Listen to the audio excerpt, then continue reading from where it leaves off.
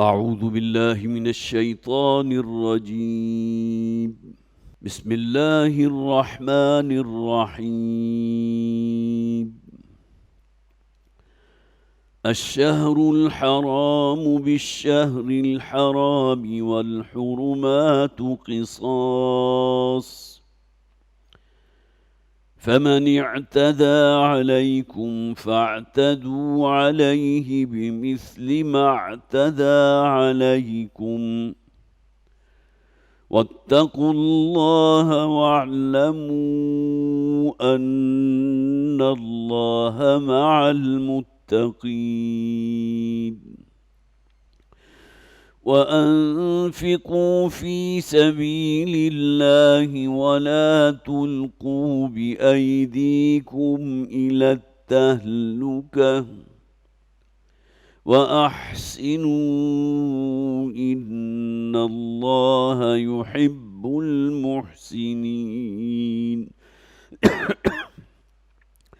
وأتموا الحج والعمرة لله، فإن أحصرتم فما استيسر من الهدي، ولا تحلقوا رؤوسكم حتى يبلغ الهدي محله، فمن كان منكم مريضا أو به أذى من رأسه ففدية من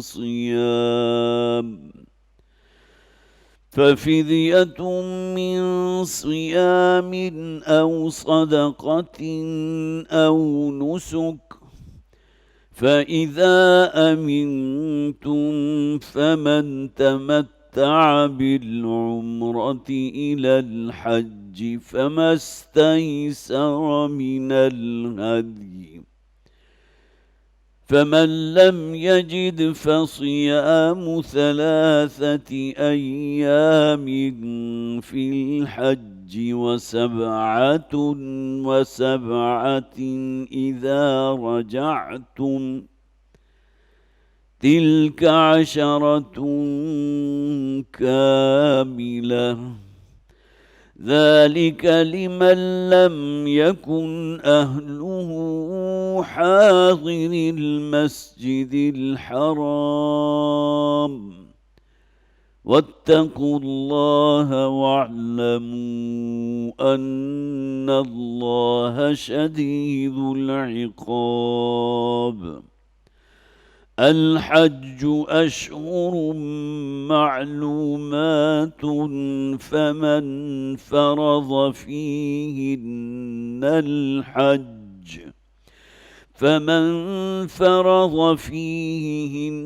الحج فلا رفث ولا فسوق ولا جدال في الحج، وما تفعلوا من خير يعلمه الله، وتزودوا فإن خير الزاد التقوى، واتقون يا أولي الألباب. صدق الله العظيم. رب اشرح لي صدري ويسر لي أمري واحلل عقدة من لساني يفقهوا قولي. اللهم ألهمنا رشدنا وأعذنا من شرور أنفسنا، आमीन या रब्बल आलमीन। सूरह बकरा हमारे ज़ेर मुताला है। पिछली मरतबा 24वें रुकू से हमने आगाज़ किया था और फिर जहन में ताज़ा कर लीजिए कि 23वां रुकू वो था जो मुकम्मल रोज़ा, उसकी हिकमत, उसके अहकामात पर मुश्तमिल था। और 24वें रुकू का आगाज़ हुआ था यसअलूनक अनिल अहिल्ला। ए नबी सल्लल्लाहु अलैहि वसल्लम, ये आपसे सवाल करते हैं चाँद के बारे में। हिलाल की जमा अहिल्ला है और आपको मालूम है हिलाल असल में बिल्कुल इब्तिदाई दिनों का जो चाँद होता है, यकुम, 2 या 3, जबकि वो बहुत ही मुख्तसर होता है, उसे हिलाल कहते हैं। तो हिलाल की जमा अहिल्ला है। ये असल में चाँद की घटती और बढ़ती हुई जो शक्लें होती हैं उनके बारे में। ظاہر ہے اللہ کا نظام ہے۔ فرمایا قل ہی مواقیت للناس، اے نبی ان سے کہہ دیجئے یہ اصل میں لوگوں کے لیے مختلف میقات ہیں۔ مواقیت اصل میں میقات کی جمع ہے، اور میقات کا لفظ آپ کو معلوم ہے، ایک تو میقات وہ ہوتی ہے جو عمرے اور حج کے لیے، جس سے پہلے پہلے آپ کو احرام باندھنا ہوتا ہے۔ ایک مواقیت اصل میں وقت سے نکلا ہے، تو گویا کہ یہ چاند کی جو گھٹتی اور بڑھتی ہوئی جو صورتیں ہیں اس سے تم وقت کا تعین کرتے ہو۔ ایک وقت کا تعین ہوتا ہے سورج کے طلوع ہونے سے، اور اس کے بعد نصف النہار تک پہنچ جانا اور پھر غروب ہو جانا، یہ بھی اوقات ہیں، فجر ہے، پھر ظہر ہے، اور اس کے بعد پھر مغرب آ گئی۔ اور اسی طرح وقت کا تعین ہفتوں پر بھی ہوتا ہے، مہینوں پر بھی ہوتا ہے۔ تو یہ جو کہا گیا نا کہ چاند کی گھٹتی اور بڑھتی ہوئی جو شکلیں ہیں، جو آسمانی کیلنڈر اللہ تعالیٰ نے آسمان کے ساتھ جو ہے وہ لٹکا دیا ہے، جس سے تم اس نتیجے تک پہنچ سکتے ہو کہ ہم مہینے کے شروع میں ہیں، درمیان میں ہیں، یا آخر میں پہنچ چکے ہیں، یہ اصل میں اوقات کے تعین کے لیے ہیں۔ اور والحج کا ذکر کیا گیا اس لیے کہ آگے تفصیل کے ساتھ احکامات حج کے آ رہے ہیں۔ یہ آیات چونکہ ہم پڑھ چکے تھے، لہٰذا چونکہ آج کی ہماری جو آیات زیر درس آئیں گی اس میں وہ تمام چیزیں کہ جن کا مناسک حج سے تعلق ہے، اور جو کچھ بھی اس میں ہمارے دین میں جو چیز تعلیم دی گئی ہے اور جو خرافات پہلے شامل ہو چکی تھی، ان تمام کا ذکر آپ کو ان آیات میں مل جائے گا جو آج ہم پڑھ رہے ہیں۔ اس کے ساتھ میں نے عرض کیا تھا کہ یہ 4 لڑیاں ہیں۔ خطاب جب سے امت مسلمہ سے شروع ہوا، 15ویں رکوع سے لے کر اس کے بعد اختتام سورت تک، یا ایھا الذین آمنوا، اس سے پہلے بنی اسرائیل کا ذکر تھا، یا بنی اسرائیل اذکروا نعمتی التی انعمت علیکم، مکمل 10 رکوع، فرد قرار داد جرم بنی اسرائیل پر، یہودیوں پر۔ اس کے بعد جب امت مسلمہ سے خطاب ہوا تو یہ 4 مضامین ہیں جو یکے بعد دیگرے آپ کو نظر آ رہے ہیں۔ عبادات ہیں، معاملات ہیں، پھر انفاق فی سبیل اللہ، خرچ کرو اللہ کے راستے میں، اللہ کے دین کے لیے، مخلوق خدا کی بہبود کے لیے، ان کی بھلائی کے لیے، اور پھر جہاد و قتال۔ یہ چاروں لڑیاں آپ کو جو ہے بالکل پیرلل ملیں گی، لیکن ایک دوسرے میں پیوست ہیں، اگرچہ ہیں چاروں مسلسل، لیکن چونکہ وہ بٹی ہوئی ہیں لہٰذا آپ کو جو ہے وقفے وقفے سے کہیں قتال کا حکم ہے، کہیں جہاد کا حکم ہے، کہیں انفاق کی بات آ گئی، کہیں پھر معاملات کا ذکر آ گیا، میاں بیوی کے درمیان کوئی تعلقات ہوتے ہیں جو بنیاد بنتی ہے کسی معاشرے کی، اور کہیں عبادات کا ذکر آ گیا۔ تو یہاں خاص طور پر آپ دیکھیں گے ابھی حج کا ذکر آ رہا ہے جس کا تعلق عبادات سے ہے، اور اس کے ساتھ ہی پھر قتال کا ذکر آ جائے گا۔ وَقَاتِلُوا فِي سَبِيلِ اللَّهِ الَّذِينَ يُقَاتِلُونَكُمْ، اب مسلمانوں کو ترغیب دی جا رہی ہے۔ یہ بیت اللہ جو اصل میں مرکز تھا توحید کا، اور یہاں بت پرستی ہو رہی ہے، بدترین قسم کا شرک جو ہے اس کے پیروکار ہیں کہ جو یہاں طواف کر رہے ہیں، بالکل برہنہ ہو کر طواف کر رہے ہیں۔ تو مسلمانوں کی غیرت اور حمیت دینی کو جو ہے وہ بھڑکایا جا رہا ہے کہ تمہیں چاہیے کہ اس مرکز توحید کو ان کفار اور مشرکین کے تسلط سے آزاد کراؤ۔ اسی کے نتیجے میں پھر ہجرت ہوئی، اور نبی اکرم صلی اللہ علیہ وسلم میدان جنگ میں دو بدو مد مقابل تھے۔ مارکہ حق و باطل ہے، غزوہ بدر دیکھ لیجئے، غزوہ احد دیکھ لیجئے، غزوہ احزاب دیکھ لیجئے، یکے بعد دیگری غزوات ہیں۔ کس لیے؟ تاکہ بیت اللہ کو ان ظالموں کے مشرکین کا جو تسلط ہے اس سے آزاد کرایا جا سکے۔ اور پھر وہ آیت بھی ہم نے پچھلی مرتبہ پڑھی تھی، وَالْفِتْنَةُ أَشَدُّ مِنَ الْقَتْلِ، یہ جو اشر حرم ہیں جس کے اندر قتال اور لڑائی اور جنگ کرنا منع قرار دے دیا گیا، یہ تو ان مشرکین کے نزدیک بہت بڑا جرم ہے، اور بیت اللہ کو جو انہوں نے شرک کا مرکز بنا رکھا ہے اسے وہ جرم سمجھتے ہی نہیں۔ تو فتنہ اصل میں غیر اللہ پر مبنی جو نظام ہے وہ فتنہ ہے۔ وَالْفِتْنَةُ أَشَدُّ مِنَ الْقَتْلِ، یہ جو غلبہ شرک ہو چکا ہے، اب مشرکین جو ہے اس بیت اللہ کے متولی بن کر بیٹھ گئے ہیں اور مسلمانوں کو وہاں سے نکال باہر کیا ہے۔ اصل فتنہ تو یہ ہے۔ تو وَالْفِتْنَةُ أَشَدُّ مِنَ الْقَتْلِ، دیکھ لو یہ جو فتنہ ہے جس کے اندر یہ ملوث ہے، یہ کہیں بڑھ کر بغاوت اور سرکشی ہے اللہ کے خلاف، قتل و غارت کی نسبت۔ اور پھر آگے جو آخری آیت ہم نے پڑھی تھی، وَقَاتِلُوهُمْ حَتَّى لَا تَكُونَ فِتْنَةٌ وَيَكُونَ الدِّينُ لِلَّهِ، اے مسلمانوں تم پر لازم ہے کہ ان کے ساتھ جنگ اور جہاد اور قتال کرتے رہو یہاں تک کہ اللہ کا دین سب سے سربلند ہو جائے۔ یکون الدین للہ، کل کا کل نظام زندگی جو ہے وہ اللہ کے احکامات کے تابع ہو جائے۔ اسلام کہتے کسے ہیں؟ فرما برداری اللہ کی، وہ فرما برداری جس میں انسان کی زندگی کا کوئی شعبہ جو ہے اس سے باہر نہ ہو، آزاد نہ ہو۔ تو وقاتلوہم، یا حکم دے دیا گیا اب ان کے ساتھ قتال کرو، بلکہ اس سے پہلے جو آیت ہم نے پڑھی تھی وہ انتہائی سخت تھی، وقتلوہم حیث ثقفتموہم، اے مسلمانوں قتل کرو جہاں کے ان مشرکوں کو پاؤ۔ لیکن جیسا کہ میں نے عرض کیا تھا، یہ چونکہ تمہید ہے غزوہ بدر کی، تو یہاں اصل میں جو بھی مارکہ حق و باطل ہو رہا ہے، جو ایک جنگ ہو رہی ہے، جو بیٹل ہے، اس میں یہ حکم ہے کہ وہاں ظاہر ہے کہ وہ آپ کی جان کے درپے ہیں، تو آپ کو ان کی جان لینے کی اجازت ہے۔ جب تک مکہ میں رہے نبی اکرم صلی اللہ علیہ وسلم تو حکم تھا کہ تم اپنی مدافعت میں بھی، اپنے ڈیفنس میں بھی اپنے ہاتھ نہیں اٹھا سکتے، لیکن اب ہاتھ کھول دیے گئے۔ الشہر الحرام بالشہر الحرام، اب پھر وہی حج کا ذکر جو ہے شروع ہو رہا ہے۔ یہ اشہر حرم اور اشہر حج کے اندر فرق ہے، نوٹ کیجئے۔ اشہر حرم اصل میں وہ ہیں کہ جس میں ذی قعدہ، ذی الحجہ، محرم اور رجب شامل ہیں، یہ حرمت والے مہینے کہلاتے ہیں، یہ چار ہیں۔ اور نبی اکرم صلی اللہ علیہ وسلم کی بعثت سے پہلے بھی یہ چاروں مہینے حرمت والے مہینے شمار ہوا کرتے تھے،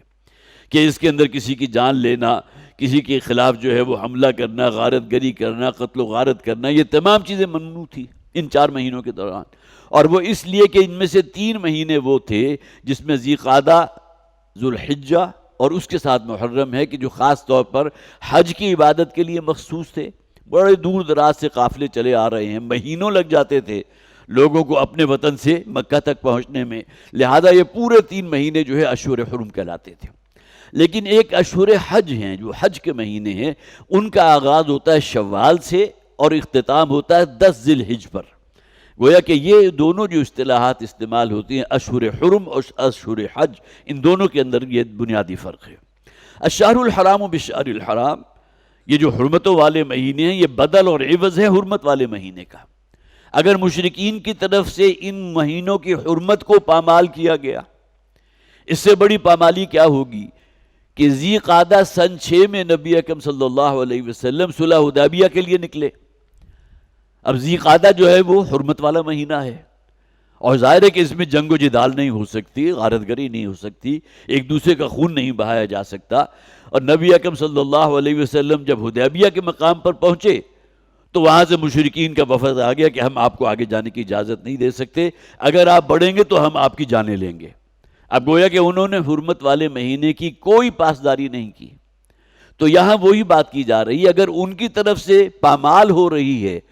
جو عزت اور احترام ہے حرمت والے مہینوں کا، تو اے مسلمانوں تمہارے لیے بھی وہ روا ہے۔ آگے اس بات کو بالکل کھول کر بیان کر دیا گیا، والحرمات قصاص، اور جتنی بھی حرمتیں ہوتی ہیں، آنکھ کے بدلے آنکھ ہیں، جان کے بدلے جان ہے، کسی نے کسی کا ہاتھ کاٹ دیا، قصاص میں اس کا ہاتھ کاٹے جائے گا، وہ اپنی جگہ مسلم ہے۔ فَمَنِ اعْتَدَىٰ عَلَيْكُمْ فَاعْتَدُوا عَلَيْهِ بِمِثْلِ مَا اعْتَدَىٰ عَلَيْكُمْ۔ اب اگر ان کی طرف سے زیادتی ہو رہی ہے اور پامالی ہو رہی ہے حرمت والے مہینوں کے احترام کی، عزت کی، تو اے مسلمانوں تمہارے لیے بھی روا ہے کہ تم ان کا مقابلہ کرو، تم بھی ان کا خون بہا سکتے ہو۔ وَاتَّقُوا اللَّهَ وَاعْلَمُوا أَنَّ اللَّهَ مَعَ الْمُتَّقِينَ، اور دیکھو اللہ کا تقوی اختیار کرو اور جان لو کہ اللہ تعالیٰ متقین کے ساتھ ہے۔ وَأَنفِقُوا فِي سَبِيلِ اللَّهِ، یہاں تک ہم پڑھ چکے تھے، کچھ اعادہ بھی ہو گیا، کچھ چیزیں آپ کے ذہن میں تازہ بھی ہو گئی۔ اب دیکھیے وہ انفاق، وہی جو ایک لڑی چلی آ رہی ہے شروع سے، اب اس کا ذکر ہو رہا ہے۔ وَأَنفِقُوا فِي سَبِيلِ اللَّهِ، اور خرچ کرو اللہ کے رستے میں۔ یہاں اصل میں انفاق سے مراد صرف کسی یتیم کی، بیوہ کی مدد کر لینا، خدمت خلق کے جذبے کے تحت، جسے آپ صدقہ و خیرات کہتے ہیں، جو مصارف زکوٰۃ میں سب سے ٹاپ پر ہے۔ انما الصدقات للفقراء والمساکین، وہ پورا کا پورا لسٹ جو ہے دی گئی سورۃ توبہ کے اندر، وہ اپنی جگہ ہے۔ لیکن انفاق فی سبیل اللہ کی جب اصطلاح قرآن استعمال کرتا ہے، وہ دین کے غلبے کے لیے جو روپیہ پیسہ خرچ کرو گے، انفاق فی سبیل اللہ۔ اسی کو قرآن ایک اور اصطلاح جو استعمال کرتا ہے، اللہ کو قرض دینا۔ من ذا الذی یقرض اللہ قرضا حسنا، کون ہے وہ کہ جو اللہ کو قرض دے قرض حسن؟ اور یہ قرض وہ ہوگا کہ جو تم اللہ کو دو گے تو اللہ تعالیٰ 70 گنا 700 گنا بڑھا کر تمہارے لیے توشہ آخرت بنا دے گا، تمہیں اس کا ریوارڈ بیک کیا جائے گا۔ تو یہ تمام چیزیں جو ہیں وہ گویا کہ دینی جد و جہد پہ اپنا سرمایہ لگانا، اپنے اوقات لگانا۔ تو انفاق جو ہے وہ صرف یہ ہے کہ وہ روپیہ پیسہ خرچ کرنا صرف صدقہ و خیرات کے لیے، وہ مراد نہیں ہے، بلکہ یہاں خاص طور پر وَأَنفِقُوا فِي سَبِيلِ اللَّهِ، خرچ کرو اللہ کے دین کے لیے، اللہ کے رستے میں۔ وَلَا تُلْقُوا بِأَيْدِيكُمْ إِلَى التَّهْلُكَةِ، اور دیکھو اے مسلمانوں، اپنے آپ کو اپنے ہاتھوں ہلاکت میں نہ ڈالو۔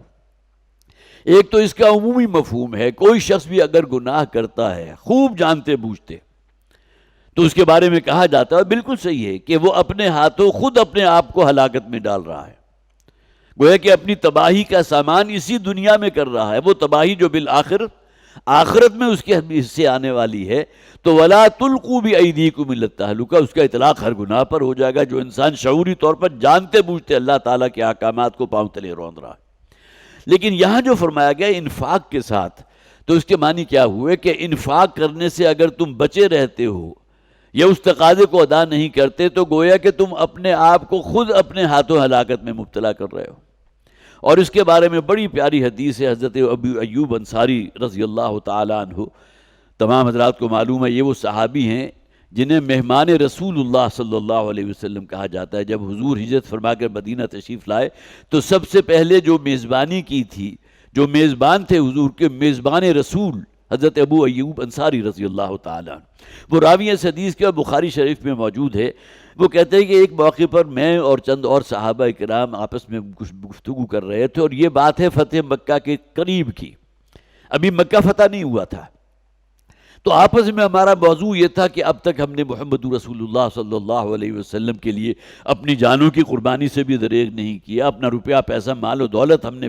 اللہ کے رسول کا حکم ہم تک پہنچا اور ہم نے فوراً جو ہے اس کو انفاق فی سبیل اللہ کے اندر اس کو لگا دیا۔ اب ہمیں کچھ اپنے مستقبل کی بھی فکر کرنی چاہیے، ظاہر ہے کہ اگر یہ کچھ ہوگا تو انسان کے جو بھی دنیاوی کاروبار ہیں اس کے اندر بھی کچھ ضعف لاحق ہوگا، کچھ زندگی کی دوڑ میں پیچھے رہ جائیں گے۔ کہتے ہیں یہ ہمارے درمیان یہ گفتگو ہو رہی تھی، تو اسی اثناء میں نبی اکرم صلی اللہ علیہ وسلم کے یہ الفاظ ہم تک پہنچے، وَلَا تُلْقُوا بِأَيْدِيكُمْ إِلَى التَّهْلُكَةِ، یہی الفاظ جو یہاں موجود ہیں۔ جیسے ہی ہم تک یہ الفاظ پہنچے، حالانکہ اس سے پہلے بھی یہ آیات نازل ہو چکی تھی، انہوں نے تلاوت بھی کی ہوگی، لیکن فوری طور پر انہیں احساس ہو گیا یہاں انفاق کے ساتھ ذکر ہو رہا ہے، تو اب تک جو ہم نے انفاق کیا، انہوں نے جو آپس میں بحث مباحثہ کر رہے تھے، تو یہ نہیں ہے کہ اب بات بالکل مکمل ہو گئی، اب ضرورت نہیں ہے، بلکہ یہاں اگر تم انفاق سے اپنا ہاتھ روکتے ہو تو گویا کہ اپنے آپ کو ہلاکت میں ڈالنے کے مترادف ہے۔ تو یہ فرماتے ہیں محسوس ہوتا تھا کہ یہ آیت ہمارے لیے نازل ہوئی جو ہم آپس میں مشورہ کر رہے تھے، جسے عموماً کہا جاتا ہے کہ اب ہم بہت کچھ کر چکے الحمدللہ، ثم اللہ تعالیٰ نے ہمیں سعادت ہے، یہ اللہ کا خاص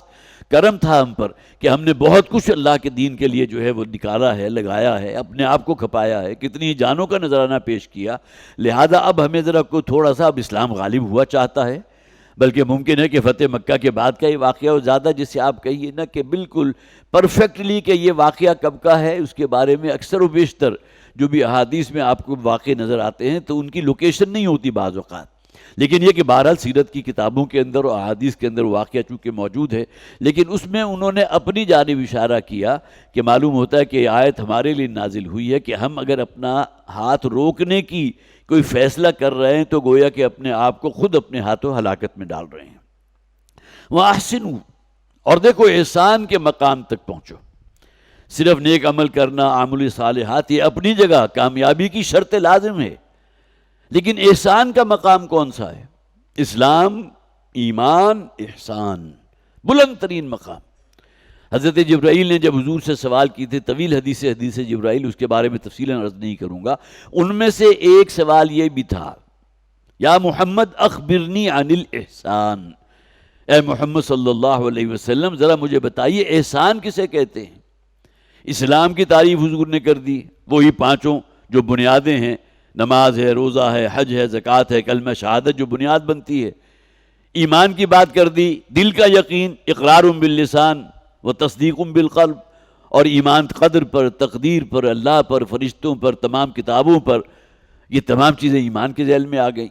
جب سوال کیا احسان کسے کہتے ہیں تو حضرت جبرائیل علیہ السلام نے فرمایا ان تعبد اللہ کأنک تراہ، بڑے پیارے بڑے خوبصورت الفاظ ہیں کہ تم اللہ کی بندگی کرو گویا کہ اپنی نگاہوں سے اللہ کو دیکھ رہے ہو۔ یہ یقین کا درجہ کمال ہے جو ہر شخص حاصل نہیں کر سکتا، جو قرآن کہتا ہے واللہ یحب المحسنین، جو اس مقام احسان پر ہوتے ہیں اللہ تعالیٰ ان سے بڑی محبت کرتا ہے۔ وہی بات یہاں کہی گئی، وَأَحْسِنُوا، احسان کے مقام تک پہنچنے کی کوشش کرو۔ عام ترجمہ یہاں بھی کر دیا گیا نیکی کے کام کرو، ٹھیک ہے، آغاز وہیں سے ہوگا۔ جس طرح آپ کو معلوم ہے جہاد کا آغاز کہاں سے ہوگا؟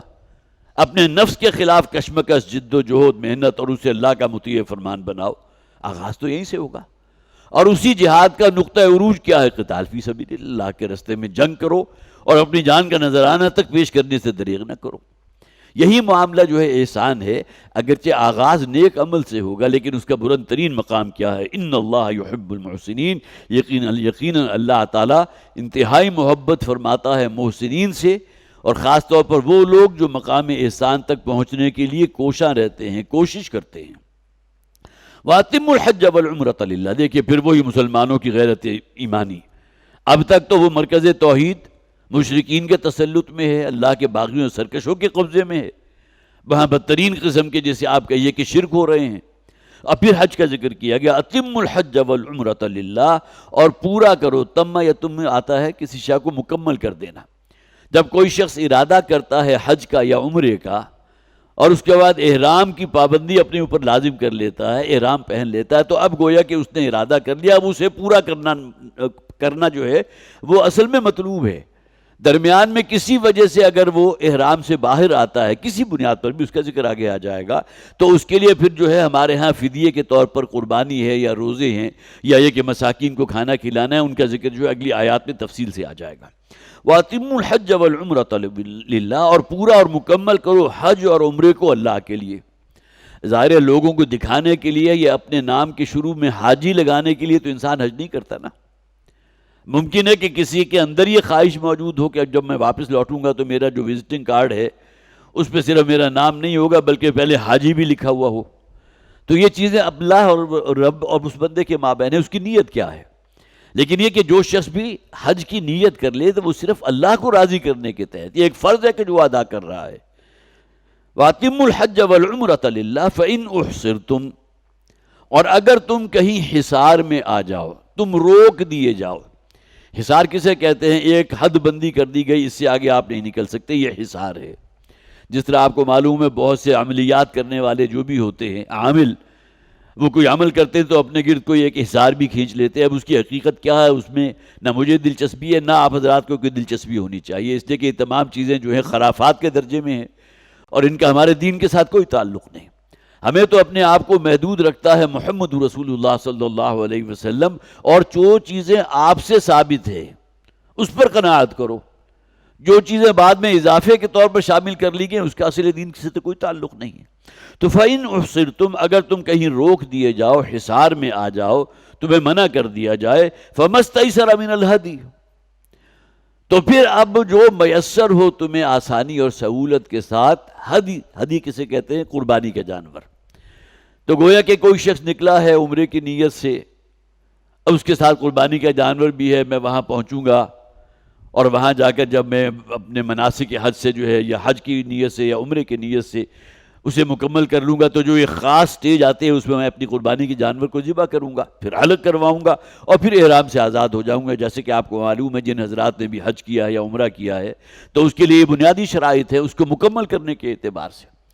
لیکن فرض کیجئے کہ کوئی شخص احرام باندھ کے گھر سے نکلا، گھر سے مراد یہ ہے کہ کہیں باہر سے آ رہا ہے، طائف سے چلا آ رہا ہے، مکہ کے قریب پہنچے تو معلوم ہوا کہ شہر کو بند کر دیا گیا، جیسا کہ صلح حدیبیہ کے موقع پر ہوا تھا، جیسا کہ میں عرض کر چکا۔ اس موقع پر بھی صحابہ کرام کے ساتھ قربانی کے جانور تھے، اس لیے کہ بہرحال ذی قعدہ کا مہینہ ہے، حضور عمرے کی نیت سے نکلے ہیں اور ذی قعدہ کے بعد فوراً حج ہے، تو یہ بات بھی بعید نہیں تھی کہ اسے آپ حج تمتع کہتے ہیں۔ حضور وہ کرتے کہ ایک ہی سفر میں عمرہ اور حج دونوں مکمل ہو جاتے۔ قربانی کے جانور ساتھ تھے،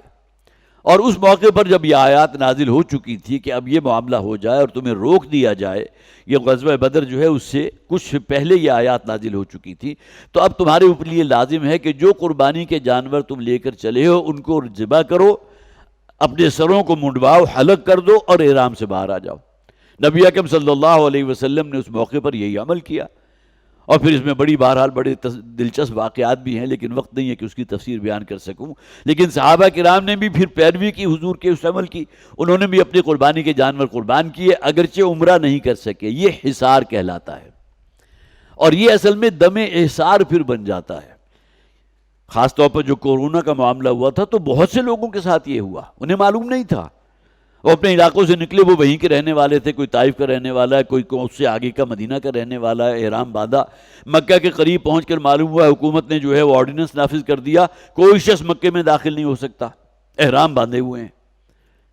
اور فرض کیجئے ہدی کا جانور ساتھ نہیں ہے،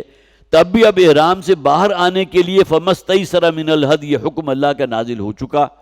اب اگر احرام سے باہر آنا چاہتے ہو تو تمہیں چاہیے کہ ایک قربانی کا جانور، کوئی بکرا یا بکری جو ہے وہ اللہ کے راستے میں قربان کر دو۔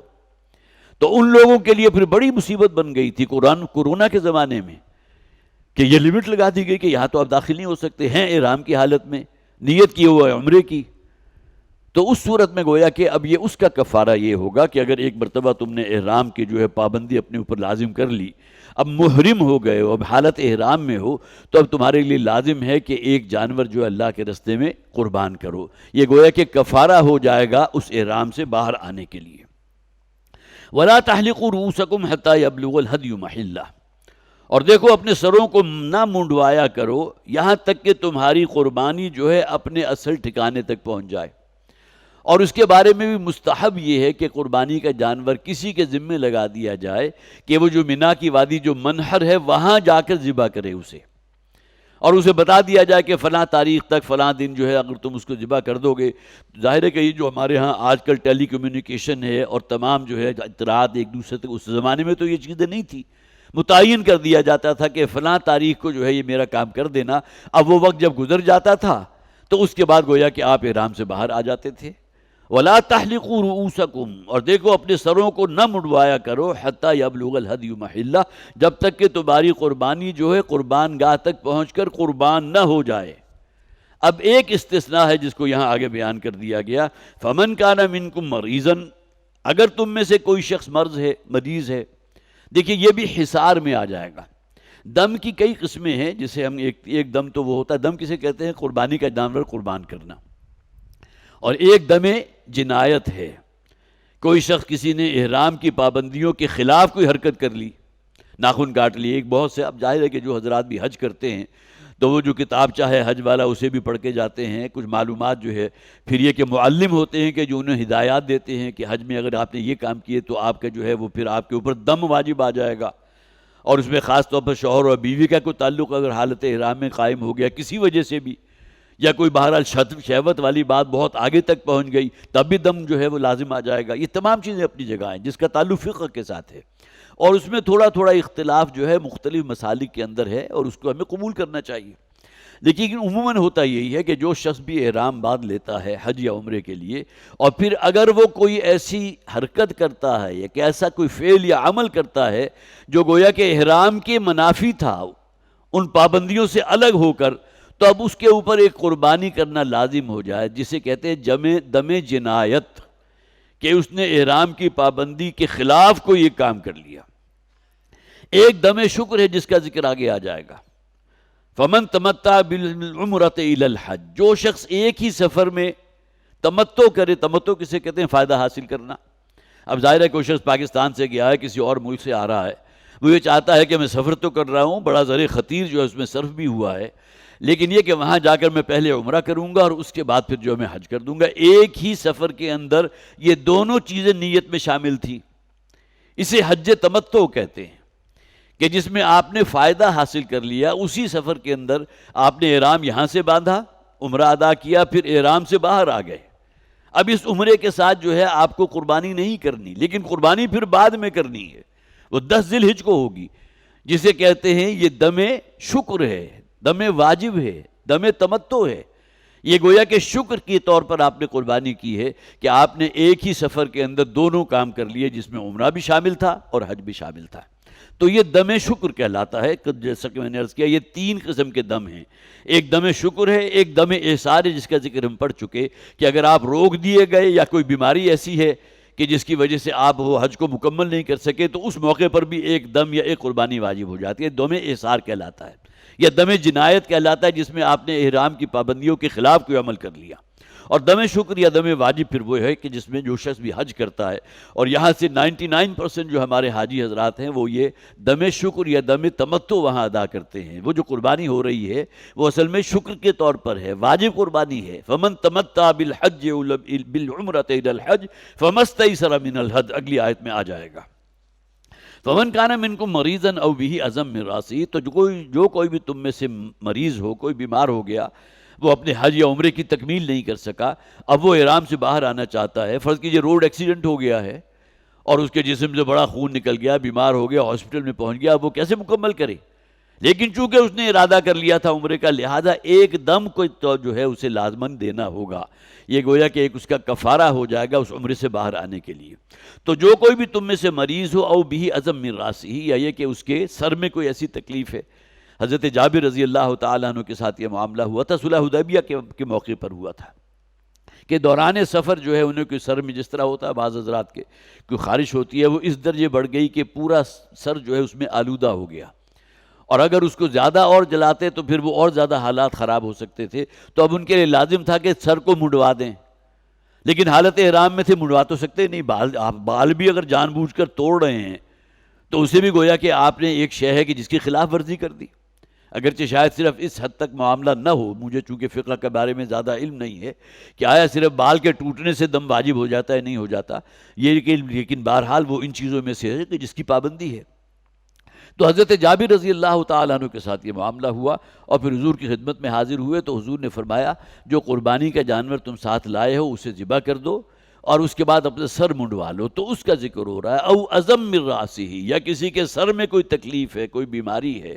اور اسے حلق یا جسے موڑنا کہتا ہے وہ کرانا لازم ہے، ففدیۃ من صیام او صدقۃ او نسک۔ یہاں دیکھیے نسک کا لفظ بھی ہے، تو ایسے شخص کے لیے پھر فدیہ ہوگا صیامن، اور یہاں احادیث سے پتہ چلتا ہے 3 روزے وہ رکھے گا، او صدقۃ،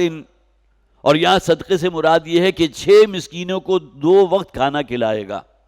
او نسکن، یا یہ کہ وہ ایک قربانی کرے گا، جسے میں جیسا کہ میں نے عرض کیا تھا وہ دم جنایت ہے، اگر قربانی کا جانور اس کے ساتھ ہے تو اس کو قربان کرنا لازم ہوگا، گویا کہ اس صورت میں وہ روزے نہیں رکھ سکے گا، یا یہ کہ 6 مسکینوں کو کھانا کھلانا کفایت نہیں کرے گا، اس موقع پر اس قربانی کے جانور کو قربان کرنا لازم ہوگا۔ فَإِذَا أَمِنْتُمْ، اور پھر جب تم امن کی حالت میں ہو جاؤ، پابندی ختم ہو گئی، وہ کورونا گزر گیا، اب لوگوں کو اجازت ہے، فَمَن تَمَتَّعَ بِالْعُمْرَةِ إِلَى الْحَجِّ فَمَا اسْتَيْسَرَ مِنَ الْهَدْيِ، گویا کہ اب حالت امن ہے، اور اس میں کوئی شخص جو ہے تمتع کرنا چاہتا ہے عمرے کا حج کے ساتھ، پہلے عمرہ کرے اور اس کے بعد حج کرے، لیکن یہاں یہ کنڈیشن لازم ہے کہ عمرہ کرنے کے بعد احرام سے باہر آ جائے، اس لیے کہ اس کے لیے الگ اصطلاح قرآن استعمال کرتا ہے، حدیث سے ہمارے سامنے آتی ہے، وہ حج قران ہے۔ حج تمتع جیسا کہ میں نے عرض کیا جو ہم میں سے اکثر کرتے ہیں، ایک ہی سفر کے اندر آپ نے عمرہ کیا، عمرے سے پھر احرام سے باہر آئے، اور پھر دوبارہ جو ہے 8 ذی الحجہ کو جسے یوم ترویہ کہتے ہیں، اس میں گویا کہ جب منی آپ کو پہنچنا ہوتا ہے پھر دوبارہ احرام آپ نے باندھا، اور اس کے بعد وہ جو ہے مناسک حج وہ شروع ہو جاتے تھے، پھر وقوف عرفہ بھی ہے، اسی کا قیام منی بھی ہے، اور اس کے بعد پھر وہ قربانی بھی ہے، حلق بھی ہے، وہ تمام چیزیں جو حضرات بھی حج کے اس عمل سے گزر چکے ان کے علم میں ہے۔ تو فیضا امن، تم اب حالت امن میں، جب کہ کوئی خوف نہیں ہے، کوئی حصار نہیں ہے، کوئی بیماری یا مرض نہیں ہے، تو اب جو شخص بھی عمرے کو ملانا چاہے گا حج کے ساتھ، فائدہ حاصل کرنا چاہے گا، فمن تمتع، جو شخص بھی فائدہ حاصل کرے عمرے کا حج کے ساتھ، فمستیسر من الہدی، تو اسے چاہیے کہ جو میسر ہے، جو شے اس کے پاس موجود ہے قربانی کے لیے، اسے قربان کر دے۔ اب یہاں گویا کہ یہ بات متعین ہو گئی، لیکن آگے پھر ایک بات اور آ گئی، فَمَن لَّمْ يَجِدْ فَصِيَامُ ثَلَاثَةِ أَيَّامٍ فِي الْحَجِّ، کسی شخص کو استطاعت نہیں ہے کہ قربانی کا جانور وہ خرید سکے اور اسے اللہ کے راستے میں، یا یہ کہ خاص طور پر اس موقع پر دم شکر کے طور پر اسے ادا کر سکے، اس کو قربان کر سکے، تو جو شخص یہ نہیں کر سکے گا تو اس کے لیے لازم ہے 3 روزے فی الحج، حج کے ایام میں۔ اور یہاں بھی ہمارے فقہاء نے لکھا ہے کہ اس میں سب سے بہترین 3 دن کون سے بنتے ہیں، وہ جب کہ آپ عمرہ کا احرام باندھ رہے ہیں، جسے ہم یوم ترویہ کہتے ہیں، 8 ذی الحجہ، 9 ذی الحجہ کا روزہ، آپ کو یوم عرفہ کا روزہ بہت سے حضرات نے رکھا بھی ہوگا جنہیں اللہ نے توفیق دی ہو، تو یہ 7، 8 اور 9 یہ 3 دن ہیں۔ اگر کوئی شخص قربانی میسر نہیں ہے اور وہ قربانی کا جانور خرید کر اسے قربان نہیں کر سکتا، لیکن چونکہ دم شکر ہے، دم واجب ہے، یہ آپ کو کرنا ہے، اس کا افزانہ جو ہے یہاں دے دیا گیا۔ پھر اسے چاہیے کہ 3 روزے رکھے گا وہ ایام حج میں۔ یہاں صرف ایام حج کا ذکر آ رہا ہے، فمن لم یجد فصیام 3 ایام فی الحج، اور یہاں مراد 7، 8 اور 9 ذی الحجہ ہیں۔ وَسَبْعَةٍ إِذَا رَجَعْتُمْ، اور پھر وہ 7 مزید روزے رکھے گا۔ اب یہاں رجعتم سے دونوں چیزیں مراد ہو سکتی ہیں۔ جو سب اپنے ملک پاکستان واپس آ گیا، فرض کیجئے کہ حج کے فوراً بعد اس کی فلائٹ تھی، واپس آ جائے، لیکن تِلْکَ عَشَرَةٌ کاملہ، یہ 10 روزے اس پر رکھنا لازم ہوں گے۔ اگر وہ اپنی قربانی کا جانور جو دم شکر ہے، جو دم واجب ہے، دم تمتع ہے، اس لیے کہ اس نے یہ سہولت حاصل کی تھی کہ ایک ہی سفر کے اندر اس نے عمرہ بھی کیا اور حج بھی ادا کیا، اگرچہ اس صورت میں وہ ایک مرتبہ عمرے کا احرام باندھ کر عمرے سے باہر آیا ہے، اس لیے کہ حج قران، جیسا کہ میں نے عرض کیا تھا، یہ وہ قسم ہے حج کی، ایک حج افراد بھی ہوتا ہے۔ حج قران یہ ہے کوئی شخص فرض کیجئے کہ ایام حج سے 10 دن پہلے وہاں پہنچا، اس نے احرام یہیں سے باندھ لیا اور وہاں جدہ ایئرپورٹ پر گیا، سب سے پہلے عمرہ ادا کیا، احرام سے باہر نہیں آیا، اس لیے کہ اب چند دنوں کے بعد دوبارہ حج شروع ہو رہا ہے، ایام حج کے لیے بھی تو اسے احرام باندھنا ہے نا، تو اسی احرام حالت احرام میں رہا یہاں تک کہ وہ حج کے ایام شروع ہو گئے، اور حج کے ایام کے ختم ہونے کے بعد وہ احرام سے باہر آیا، اس نے اپنا قربانی کا جانور دم شکر، جسے میں نے کہا دم واجب، اس کو قربان کیا۔ ایک تو یہ شکل ہے کہ جس میں اس نے گویا کہ اس احرام کو برقرار رکھا، حالت احرام سے باہر نہیں آیا، اسے حج قران کہتے ہیں۔ اب یہ دونوں چیزیں جو ہیں، عمرہ اور حج، ایک ہی احرام میں ہو رہے ہیں۔ اس میں اختلاف ہے، بعض حضرات کے نزدیک جو شخص بھی یہ کام کرتا ہے اس میں اس پر قربانی واجب نہیں ہے، لیکن یہ کہ بہت سے مسالک ایسے ہیں جس میں اس میں بھی قربانی واجب ہے، گویا کہ حج تمتع میں بھی وہ قربانی کرے گا، حج قران میں بھی قربانی کرے گا۔ صرف ایک قسم ہے حج کی جسے حج افراد کہتے ہیں۔ حج افراد صرف وہاں کے رہنے والے لوگوں کے لیے ہے جو حدود حرم میں رہتے ہیں، انہیں احرام باندھنے کے لیے کہیں میقات تک جا کر واپس آنا نہیں پڑتا، بلکہ اپنے گھروں سے احرام باندھ کے جائیں، اور وہ احرام صرف حج کے لیے ہوگا۔ اس احرام میں عمرہ اور حج آپ جمع نہیں کر سکتے، یہ وہاں کے مقامی لوگوں کے لیے۔ قرآن حکیم یا حدیث میں اصطلاحات آتی ہیں، ایک آفاقی ہے کہ جو کہیں باہر سے آ رہا ہے، پاکستان سے کوئی شخص گیا، وہ آفاقی ہے۔ آفاق سے مراد ہے کہ بہت دور دراز کی مسافت طے کر کے، خواہ بحری جہاز کے ذریعے، خواہ ہوائی جہاز کے ذریعے، پہلے زمانے میں لوگ جو ہے پیدل اور حج پر بھی جو ہے عمرہ کیا کرتے تھے، تو وہ آفاقی کہلاتا ہے۔ تو آفاقی جو ہے وہ تمتع کر سکتا ہے، حج قران بھی کر سکتا ہے، وہ اپنے اس سفر کے اندر حج اور عمرے دونوں کو جمع کر سکتا ہے۔ ایک ہی احرام میں کرے گا تو حج قران کہلائے گا، لیکن یہ کہ اگر اس نے احرام جو ہے حج کے لیے الگ سے باندھا اور عمرے کا احرام اتارنے کے بعد دوبارہ باندھا تو پھر یہ حج تمتع کہلائے گا۔ اور تیسرا حج افراد وہاں کے مقامی لوگوں کے لیے ہے کہ جس میں قربانی واجب نہیں ہے۔ اب وہ لوگ قربانی نہیں کریں گے تو اس میں کوئی حج نہیں۔ قربانی اصل میں جیسا کہ میں نے آغاز میں بھی عرض کیا تھا کہ یہ دم شکر ہے، دم واجب ہے، جو وہ شخص ادا کرتا ہے جس نے ایک ہی سفر کے اندر ان دونوں عبادتوں کو جمع کر لیا کہ اس نے عمرہ بھی کیا اور حج بھی کیا۔ یہ تمام باتیں تفصیل سے آگے ترجمہ کر لیجیے۔ فَإِذَا أَمِنْتُمْ فَمَنْ تَمَتَّعَ بِالْعُمْرَةِ إِلَى الْحَجِّ، جب تم حالت امن میں ہو، کوئی پرابلم نہیں ہے، کوئی بیماری نہیں ہے، کوئی ایسا معاملہ نہیں ہے کہ تمہیں روک دیا گیا ہو، تو پھر جو بھی تمتع کرتا ہے عمرے کا حج کے ساتھ، فَمَسْتَيْسَرَ مِنَ الْهَدْيِ، تو جو کچھ اسے میسر ہے قربانی میں سے اسے قربان کر دے۔ فَمَن لَّمْ يَجِدْ، اور جو شخص یہ نہ کر سکے قربانی کا جانور، اس کی استطاعت نہیں ہے، مقدرت نہیں ہے، فَصِيَامُ 3 أَيَّامٍ فِي الْحَجِّ، تو وہ 3 روزے رکھے گا ایام حج میں، جس میں بہترین دن جیسا کہ میں نے عرض کیا ہمارے فقہاء کے نزدیک بھی، محدثین کے نزدیک بھی 7، 8 اور 9 ذی الحج ہیں۔ 9 ذی الحج جو ہے یوم عرفہ ہے، الحج عرفہ، حج جو ہے وہ عرفہ ہے۔ کسی شخص نے تمام مناسک ادا کر لیے ہوں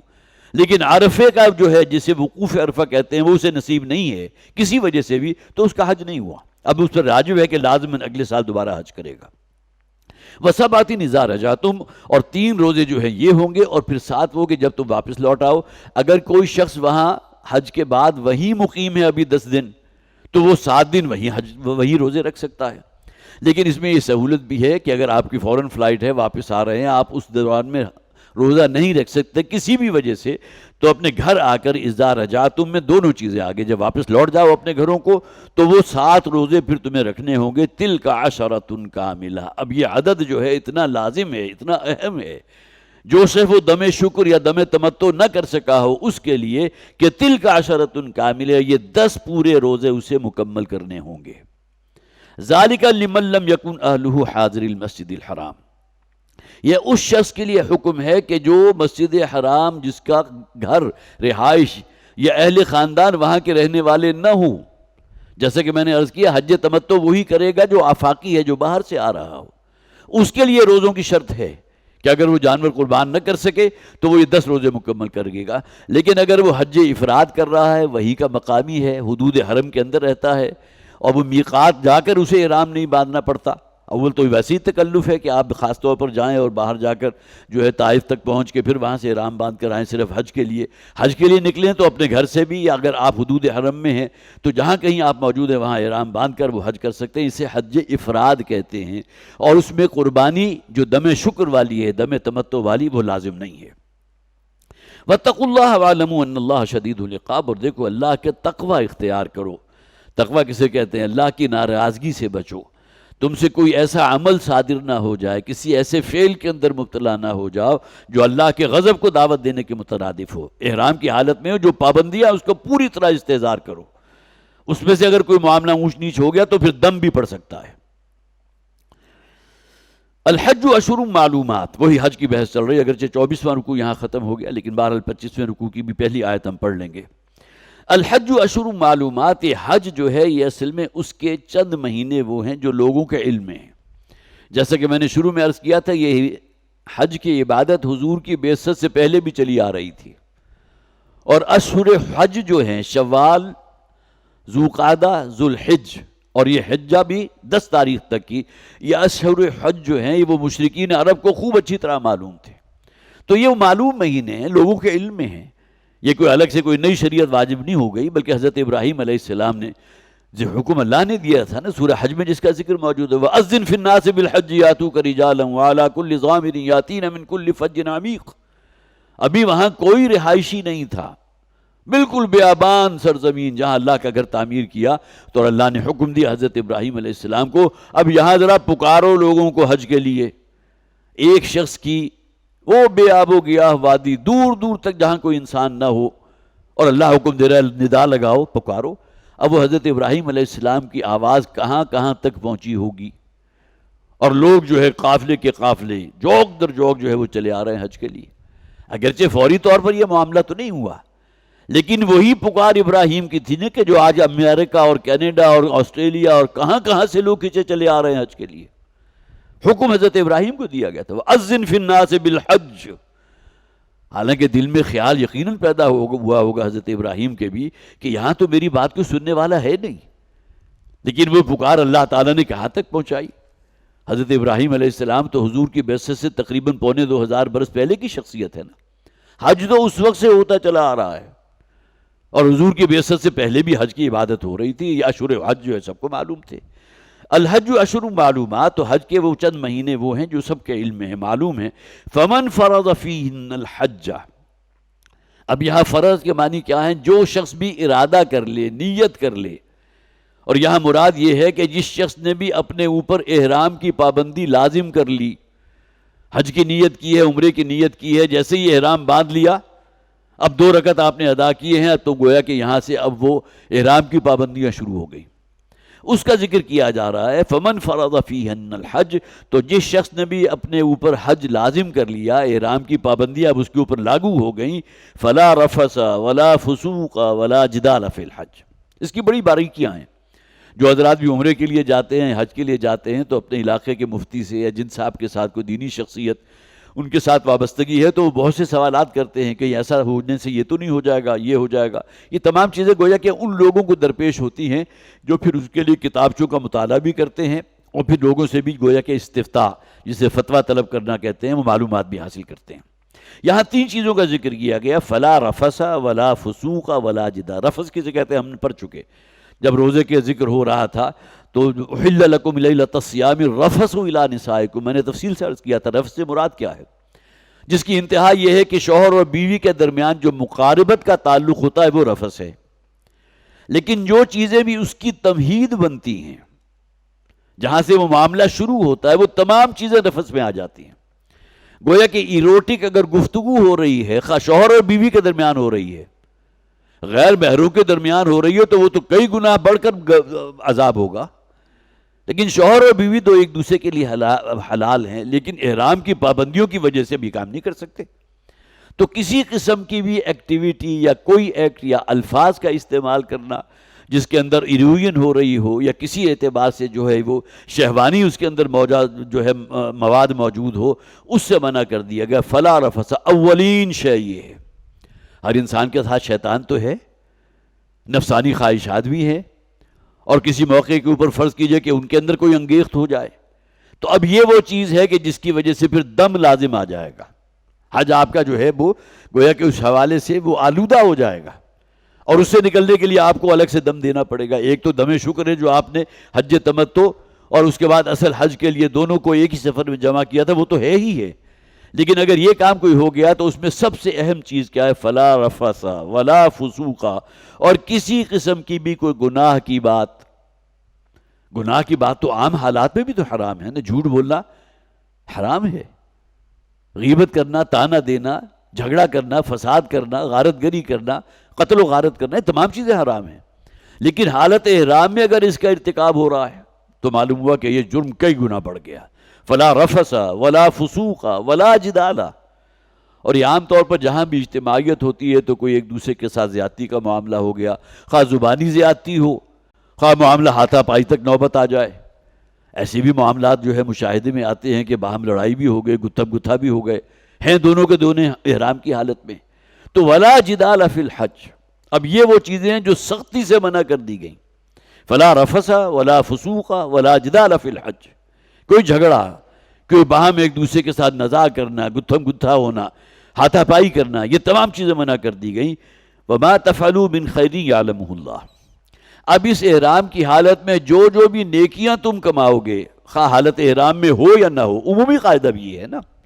جو شخص بھی خیر کرتا ہے، نیکی کماتا ہے، کوئی صدقہ و خیرات کرتا ہے، انفاق کی شکل میں ہے، ایتاء مال کی شکل میں ہے، صدقات کی شکل میں ہے، یہ تمام چیزیں جو ہیں وہ اپنے لیے کر رہا ہے۔ وما تفعلوا من خیر یعلمہ اللہ، جو کوئی بھی تم خیر کا کام، نیکی کا کام کرتے ہو، اور خاص طور پر احرام کی حالت میں تو گویا کہ ہر نیکی کا ثواب بھی، جیسا کہ آپ کو معلوم ہے اللہ کے نزدیک دنوں میں سب سے زیادہ پسندیدہ دن کون سا ہے؟ وہ حج کے ایام میں سے ایک دن ہے کہ جس کے اندر وہ مناسک بھی ہیں، رمی بھی ہے، پھر نحر بھی ہے، پھر حلق بھی ہے، پھر طواف زیارت بھی ہے، اور پھر خاص طور پر اس کے ساتھ اگر آپ اٹیچ کر لیں 9 ذی الحجہ کو بھی، جسے یوم عرفہ کہتے ہیں، جس کا روزہ رکھنا جو ہے بہت ہی مسنون ہے، اور یہ ابتدائی 10 دن، والفجر ولیال عشر، بہت سے مفسرین تو کہتے ہی یہ ہیں کہ فجر کی جو قسم کھائی گئی اور اس کے ساتھ 10 راتوں کی جو قسم کھائی گئی، اس سے مراد ذی الحجہ کے جو ہے یہ 10 دن ہیں۔ یہ دن جو ہے اپنی افضلیت کے اعتبار سے اور اللہ تعالیٰ کو بہت محبوب ہیں، اور انسان جو بھی نیک کمائی کرے گا اس کا کئی گنا اجر و ثواب اللہ عطا فرمائے گا۔ تو وما تفعلوا من خیر یعلمہ اللہ، تو جو بھی تم خیر کا کام کرو گے، نیکی کا، اچھائی اور بھلائی کا کام، تو اللہ اس کو خوب جانتا ہے، کسی اور کی نگاہ میں ہے یا نہیں ہے، لیکن اللہ کو معلوم ہے۔ وَتَزَوَّدُوا فَإِنَّ خَيْرَ الزَّادِ التَّقْوَىٰ، یہ بہت اہم بات ہے، اور دیکھو زاد راہ لے لیا کرو۔ یہ اصل میں حضرت عبداللہ ابن عباس رضی اللہ تعالیٰ عنہ سے مروی ایک حدیث ہے جو بخاری میں موجود ہے، کہ وہ یہ کہتے ہیں کہ یمن سے جو قافلے آتے تھے حج یا عمرے کے لیے، تو وہ یہ کہتے تھے کہ ہمارا عقیدہ یہ ہے کہ روزی تو اللہ نے دینی ہے، تو رستے کے لیے کوئی روپیہ پیسہ کہ کہیں کوئی کھانا پینا ہوگا، وہاں پہنچ کے بھی آخر آپ کو حج یا عمرے کے لیے کوئی قیام کرنا ہے تو وہاں بھی کوئی نہ کچھ رقم خرچ کرنی ہوگی، اپنے ساتھ کچھ لے کر نہیں جاتے تھے۔ اور خاص طور پر حضرت عبداللہ ابن عباس رضی اللہ تعالیٰ عنہ نے یمنیوں کا ذکر کیا، یمن کے رہنے والے، یہ گویا کہ مکہ کے جنوب سے اب جو لوگ آ رہے ہیں ان لوگوں کا یہ وتیرہ تھا۔ جس طرح آپ کو معلوم ہے ہمارا یہ سرائکی ریجن جو ہے نا،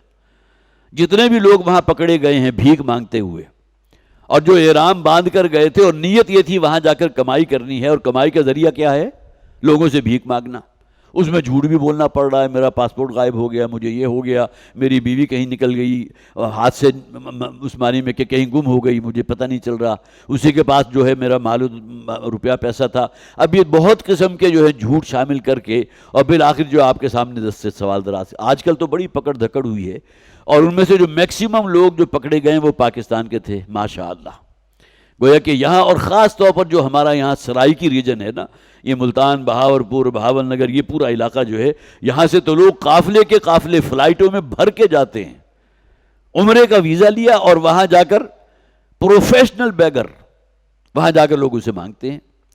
تو یہاں جو خاص طور پر حضرت عبداللہ ابن عباس رضی اللہ تعالیٰ عنہ نے یمنیوں کا ذکر کیا کہ ان میں سے اکثر وہ ہیں، جب ان سے پوچھا جاتا تھا کہ کیوں اپنے ساتھ زیادہ راہ نہیں رکھتے، کوئی کھانے پینے کا سامان رکھو، کوئی توشہ رکھو،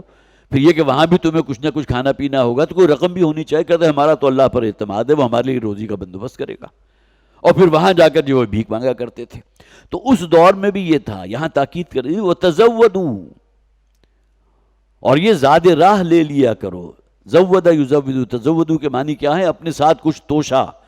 کچھ رستے کے خرچے کے لیے کوئی رقم، اس کو رکھا کرو۔ فَإِنَّ خَيْرَ الزَّادِ التَّقْوَىٰ، لیکن اصل حقیقت یہ ہے کہ بہترین زاد راہ تو تقویٰ ہے۔ جس کے دل میں تقویٰ موجود ہوگا، نہ اس کی نیت میں ہوگی کہ لوگوں سے سوال کرے گا، دستے سوال دراز کرے گا، بھیک مانگے گا، کوئی جھوٹی قسمیں کھا کھا کر جو لوگوں کو آمادہ کرے گا کہ میری مدد کرو، جس کے دل میں تقویٰ موجود ہوگی۔ تو اصل خیر جسے آپ کہیے کہ خیر الزاد التقویٰ، زاد راہ اصلاً جو ہونا چاہیے کسی شخص کے پاس، وہ تو دل کا تقویٰ ہے نا، وہ اگر ہوگا تو تمام کاموں کے اندر حسن پیدا ہو جائے گا۔ اگر وہی نہیں ہے، اب یہاں ایک ترجمہ یہ بھی کیا گیا وہ خیر الزاد التقویٰ، تقویٰ کے معنی ہے بچ جانا۔ تو اگر تم زاد راہ اپنے ساتھ رکھو گے تو لوگوں سے سوال کرنوں سے بچ جاؤ گے۔ تو دونوں مفہوم یہ ہے کہ بہترین زاد راہ تقویٰ ہے، عمومی ہدایت میرے اور آپ کے لیے۔